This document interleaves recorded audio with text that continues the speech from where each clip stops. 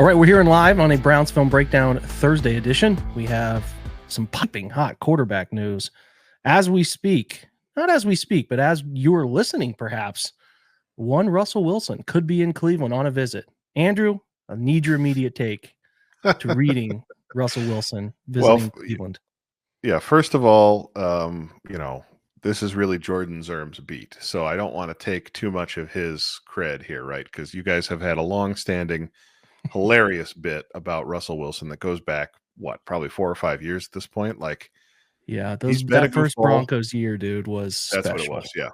Yeah, special. Yeah. So yeah, I mean, there's not another quarterback like him in the NFL, and I think my initial reaction is they are in the mud more than I thought they were with this whole thing. Like, to get involved with him kind of told me, like, oh, they're not maybe sure what is going to happen here. I think there has been in the Cleveland media a lot of certainty around this Kirk Cousins thing, right? Like, the other dominoes have kind of fallen, and it has felt like that's the last sort of dot to connect, and then it makes sense because of the Stefanski connection, and 2 + 2 = 4, and he's there. Him and Kenny Pickett and a drafted quarterback, even at 2, is like, it's a robust quarterback room, but you're trying to overcorrect for what was missing last year. That has felt like the natural progression. When a visit with Russell Wilson happens, there's kind of 2 things that immediately occur to you. One is, they really might not know who they want to be their quarterback. They might not. Maybe they missed on somebody, right? There was somebody, Daniel Jones or whomever, that they wanted and didn't get. And then the other thing is this part of the leverage to convince the Falcons that they don't need Kirk Cousins and will be happy to not trade for him? And so, because the Falcons have got this decision looming about whether or not to guarantee him this $10 million for next year, which is happening now. I mean, we're beyond reading tea leaves, right? We're just like guessing at this point. But those were kind of my 2 first thoughts, was like, if this is a genuine interest, it tells me that I can't imagine Russell Wilson was their first choice going into the offseason. That doesn't feel possible. So if they're doing this visit, then it feels like maybe they missed on their first choice, unless it is really more about leverage. Those are all fair. I mean, the thing I found myself immediately thinking, because the Kirk news came out earlier today, this sort of, hey, we're going to play hardball. We could keep this guy into the season. We could hold on to him until somebody else has a guy get hurt and then leverage it off. And it's like, first isolating the Kirk Cousins situation, I think my brain thought Myles Garrett's situation taught us one thing. It's don't take what's said out loud and really believe it fully until the deadline or the moment of truth happens, right? And the Browns didn't get to that point with Myles. They decided before that. And it's like, you can see the tweet now. In a stunning change of heart, the Falcons have decided to actually part ways with Kirk Cousins. Like, it's very predictable. But I do think you have to take it serious until it's not serious.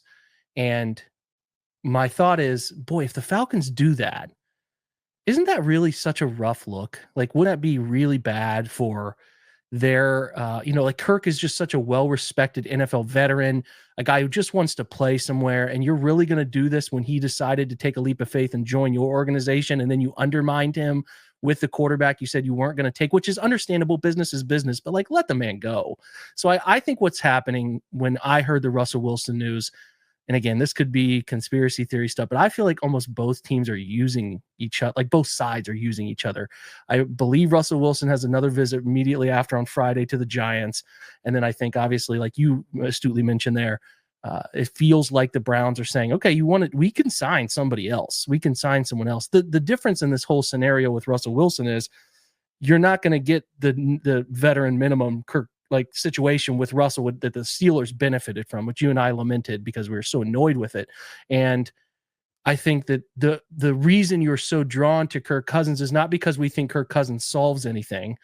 Nobody can think that based on what he put on tape at the end of his time starting last year, but it's because you can get something just so cheap, like that offset that would happen, that he would make the bare minimum and that money would essentially still come from the Falcons. It's all right there to sort of benefit in the same scenario. But the difference is Russell Wilson's going to demand some sort of serious money. Like, it's a 1 year, $15 to $20 million deal. And it's like, the Browns really going to do that? That probably means cutting into some of their rollover money that they don't like to cut into, et cetera, et cetera. So, I mean, I still think that what some folks are saying in the media is true, that this is just, it's a matter of time, but both sides are just blinking at each other right now. Like, there's an obvious fit. Do the Browns want to give up a sixth, and then they still get to somehow set up the language that the Falcons are eating all this money? I don't know. I really don't know. And we'll probably have a clear answer in 2 days, but like, it still feels like, despite both sides kind of like meandering publicly, that there's still going to be a come together moment here where it just feels like it's still going in that direction. So is like, oh my goodness, blindsided as Russell Wilson stuff is, the noise is, it's like hard to imagine that still coming to fruition. But I should ask too, if it were, do you think we're like too hard on the opposite side of Russell Wilson being capable? I'm just like, I know he's not driving the vehicle like he used to, but I do think there's some people who think that he's like, the reaction is like the Kenny Pickett reaction from a lot of people. And it's like, Yeah. still capable. He's probably, the problem with him is that he's probably a guy who gets them to 6, 7, 8 wins.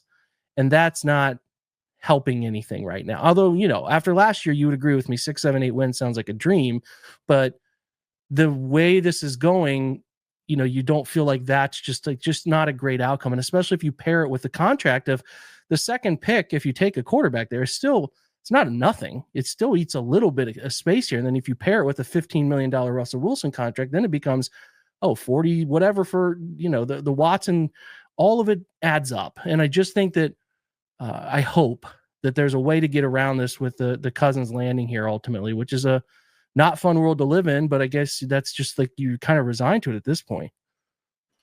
Yeah. So there's a few things there. The first thing I would say with Wilson, I think that the band of outcomes is probably roughly similar to Cousins, is what it feels like. You mentioned the money. That's the big differentiator between them. Yeah. It's very hard to gauge where the quarterback market is year to year. Like, Daniel Jones got a lot of money from the Colts, right? If the Browns are signing Russell Wilson, it's probably to start week 1. I don't know why you would do it if you didn't want him in that position. So that's a $20+ million a year contract, probably only like 2 years of, and probably like you have the ability to get out of it after 1, but it's not going to be cheap. And so if the band of outcomes is roughly similar for the two players, you want the cheap player for obvious reasons. The Browns just don't have money to spend, on a quarterback when they also might be drafting one.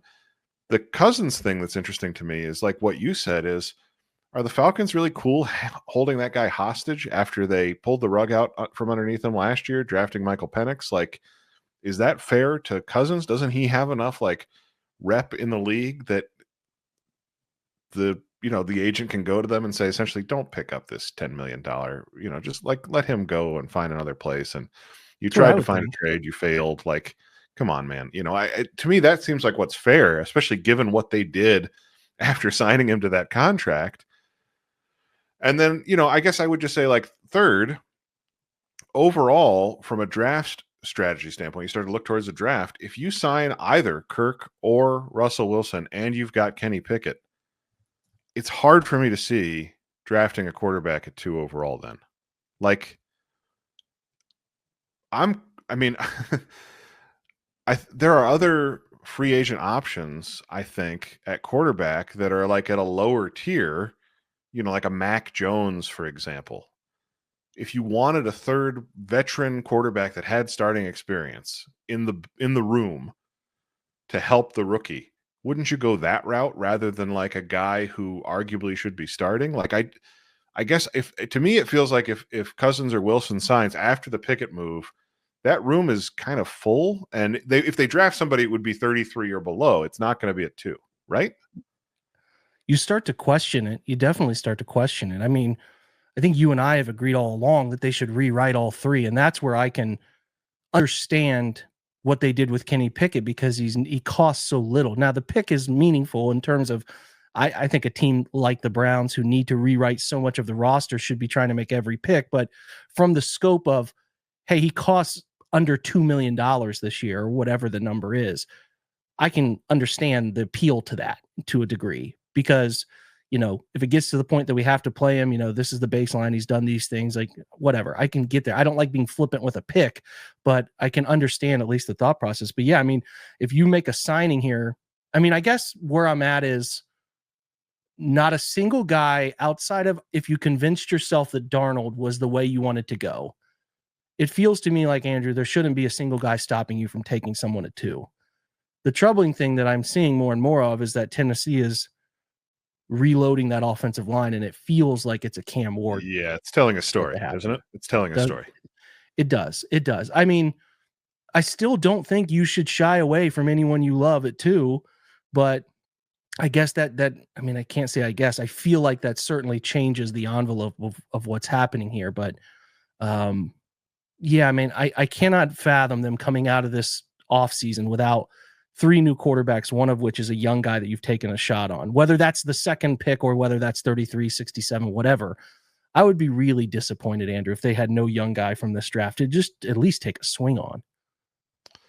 No, I agree with that. I just think it's, to me, if you've got Wilson or Cousins plus Pickett, a quarterback at 2, it just feels like too full of a room, right? I don't know why Kirk or Russell would want to come here knowing, especially because there are other opportunities still, right? The Steelers situation is unresolved. The Giants situation is unresolved. So, like, there are other opportunities for these guys.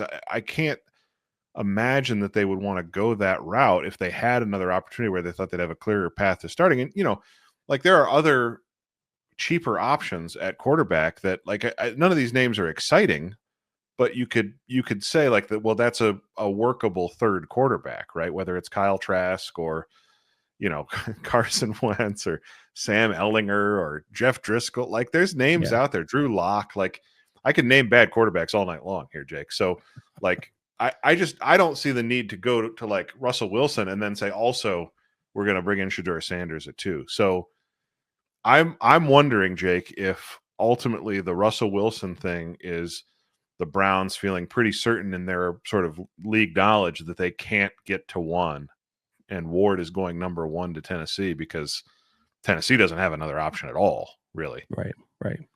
And that means that the Browns know that they can't take a quarterback at 2. And so maybe they try and trade down and pick up Sanders at, coming up from 32. If that fall that people are talking about is real and he's available in the 20s, can you scoop him up that way? But then there's so much less pressure for him to contribute right away. So that's kind of where I'm leaning, is that they are of the opinion that they're not going to be able to get the guy. And maybe they thought coming into this week that the Titans land Darnold, and all of a sudden, that puts them out, and now the Browns are in the driver's seat at 2. So I'm kind of leaning towards not a quarterback at 2, even though, my thought on this for months has been that they have to, because it's the easiest path out. Yeah. I just don't, you can't force that pick at 2 I don't know. The Sanders thing is really interesting. It's a totally different conversation. We'll get to the draft stuff, but the fact that he's now being talked about as like a borderline first-round pick, when 2 months ago the consensus was they were like 1, 2, and either order, is really, it's one of those things where you almost wonder by the time we get to draft night, does it reverse itself? But I know we're getting ahead of ourselves. No, we are, and I think we're asking the right question, though, because if you look at it from the scope of when you're meeting with both of those guys, if you do get a meeting with Kirk, or if you're meeting with Russell Wilson, I mean, they want to play, man. And it's hard to envision, and the Giants are probably selling a little bit of the same thing. And this is where I think it probably gets pretty delicate around those conversations. Both places he's visiting is, we can't guarantee we're not going to take a guy, but does that mean you still want to come here? That's the tricky part. And I would imagine he wants to go to the place that sells him the least on that we're taking a quarterback. And the Browns probably have the hardest time selling him because they're going to have every option outside of Cam available. Whereas the Giants, I guess, someone could jump in front and take Sanders, or someone could jump in front and take Jackson Dart, or whatever route you see some mock drafts now that have those guys creeping into the top 3 picks collectively. But it's tough to tell. I do think that the Russell Wilson one will be interesting because I feel like he has a bit more, at least the timeline of it, he has to make a decision before Kirk, right? So, I feel like he's going to make a decision in the next 3 or 4 days. There's also Aaron Rodgers looming out there, which just increasingly feels like a Pittsburgh thing. I don't really know where else he's going to go at this point. So I don't know. I don't know where this ultimately lands, but I do think your hunch is something to be concerned about, which is like if you're taking Kirk or you're taking, Russell Wilson, are you able as a franchise, as an organization, to get those guys in the door as the Browns off that season you just had, some animosity around the roster and the coaching staff, unless you're telling them you're starting and we're not taking anybody to push you out the door before the end of this season. You know what I'm saying? Well, it's just then you start to roll forward. If they're not able to get a quarterback at 2 and they don't like anybody enough at the top of the second, now you're maybe rolling the dice on like a Will Howard in the third. You're That painting a leaves the pathway door to Kenny Pickett starting. right. Well, doing. and I'm not a fan of talking about them tanking in March, but like if you don't feel like you've got a pathway to a quarterback that you like starting this year in the draft, why sign I mean, Cousins, it's, I guess, a kind of a different thing because it's like it's $1 million, but it's your point from earlier. 6, 7, 8 wins doesn't do you any favors when you're talking about the 2026 draft. Yeah. All of a sudden you're picking 12th and there's 4 quarterbacks and you can't get into the top 5. No, it doesn't. It's a bad spot to be, a place that we know. And again, you're trudging through the season we just watched them trudge through. That's 2 straight years of landing that a high pick, the highest pick in the draft. Is, if you told us at the end of it, there was a real strong conviction that the guy that they were going to have there was going to be a dude. Like Cade Klubnik has a stellar season. Arch Manning proves to be something everyone thinks he might be. You can, at the end of it, stomach it. But for now, and trudging through the season again will be really hard. I mean, it's just not. It's not fun. And especially when you consider where the shape of the salary cap is. That's the difference in this experience if they were to do it 2 years in a row versus 15 and 16 and 17, right? Is that you had a bunch of, look at this blank slate we can carve. That's not the case here. So, that's the tricky part of it all. Yeah, and it really does almost become a situation where if they feel like they need a veteran quarterback in addition to Pickett, because they want to be competitive this year, then you almost have to trade down from 2 if you can and add another first, in next year's draft so that you have 2. So you at least have the ability to try and get into the top 10 if you keep yourself out of it. But we also know from this year that they're not afraid to tank. And, I mean, listen, maybe that's what the Kenny Pickett trade is all about, is having a convincing tanking alibi when Cousins gets sat down halfway through the season and Pickett's out there spiking balls right into the ground. Like, we traded a 5th round pick for him. We didn't mean for him to go 0-8 as a starter. That was an accident. No, we're gonna in mid-March here hope that there's something better on the horizon, that they they take a swing on Sanders, or that they do something different, because I mean, it's quick to, like, again, this is why you're in a place that nobody wants to be, where you're on the market looking for a quarterback. You can't quite solve it. Now you're in limbo. And who knows the extent? We don't know the extent to which they were in on anybody else. Maybe they were in. I mean, we haven't heard any buzz about any of that. Like the Browns were chasing. The first thing we've heard about any buzz is quite literally the Russell Wilson stuff. So that makes me think, Jake, and this just occurred to me, and I got super excited. Are there any of these contracts that have been handed out so far? And because we talked about Geno a little bit, we both would have made that trade, I think, right? If we were in the seat. Yeah. Yep.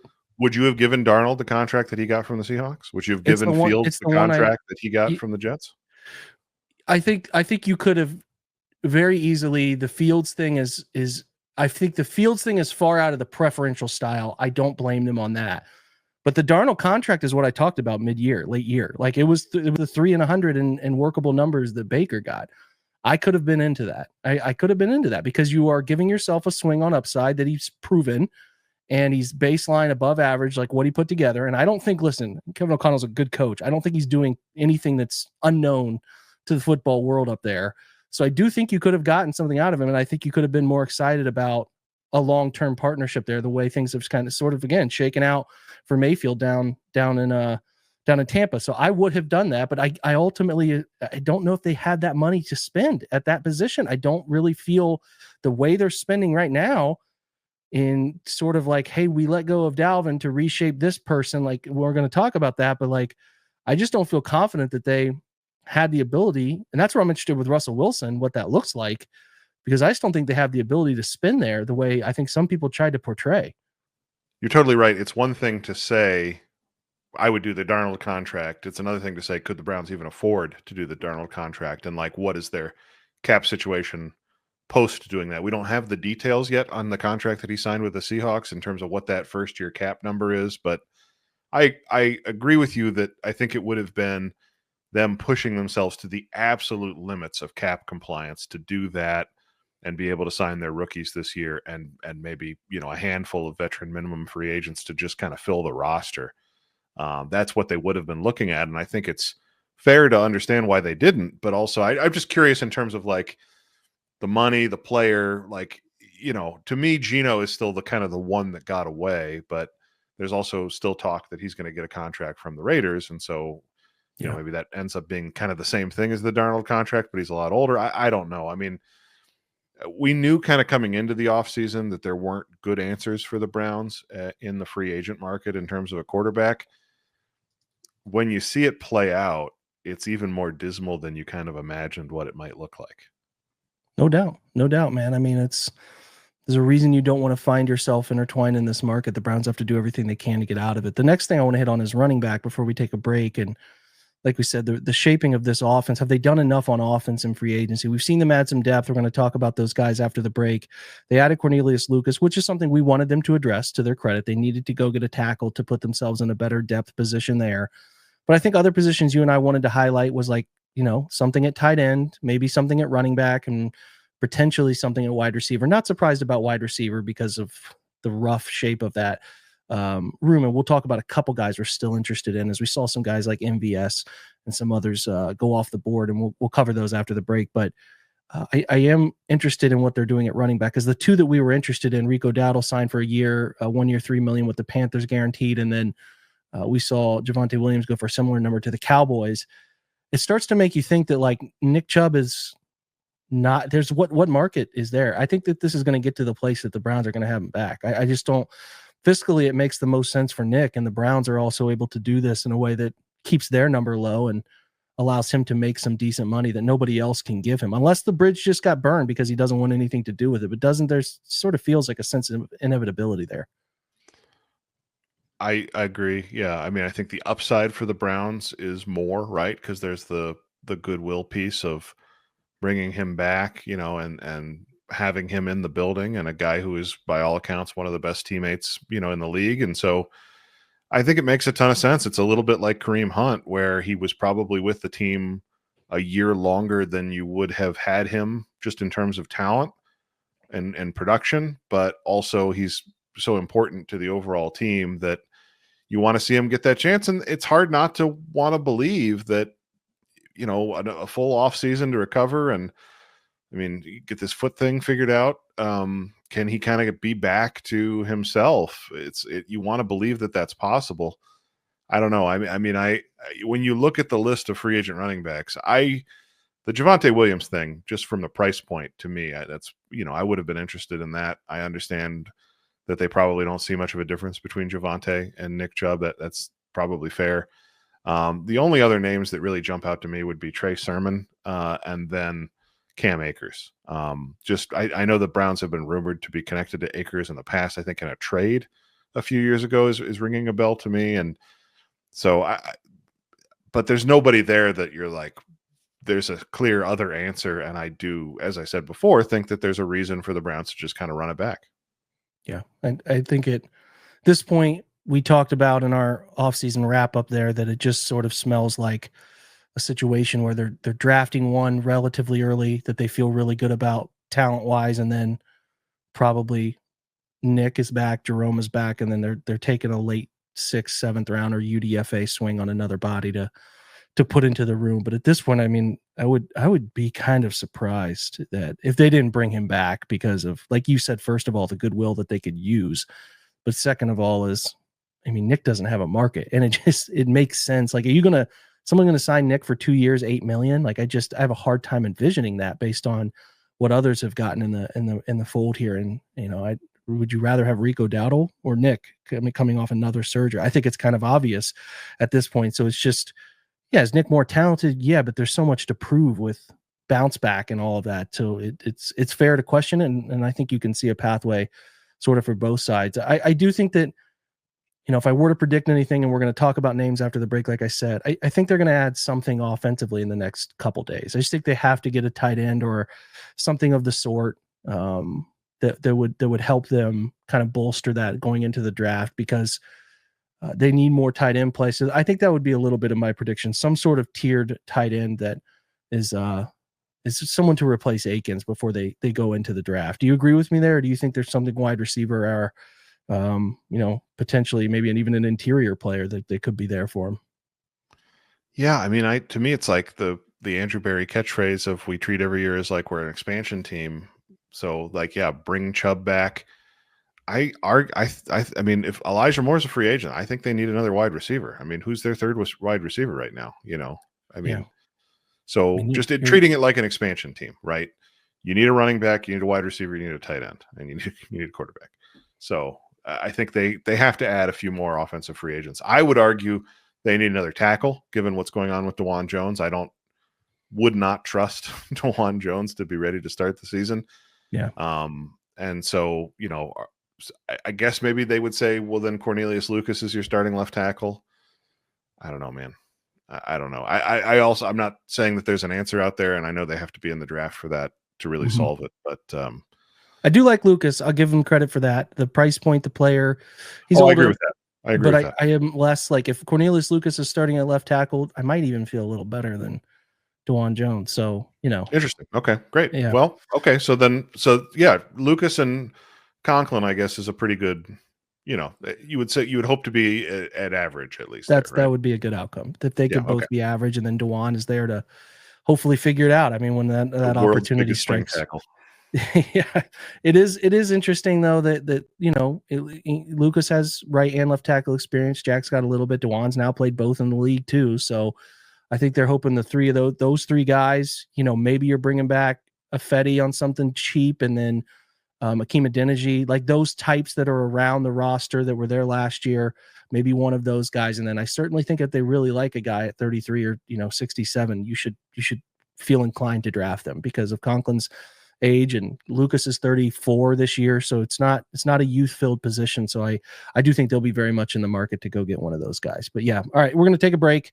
So we're going to talk about those guys on the defensive line, and then we're going to spend some time as well looking at some of those free agents that we would also still be interested in. So if you are on the free side of the podcast, this would be the end of the show. If you are not and you are subscribed, hang around after the break. We'll break those down for you. And if you're on the free side, you should join us. You can unlock the whole podcast. You need the whole podcast. You love the whole podcast. Join us. Unlock the whole podcast. All right. We'll catch you guys on the other side of the break. And we're leaving for the day. We'll catch you tomorrow. Be right back.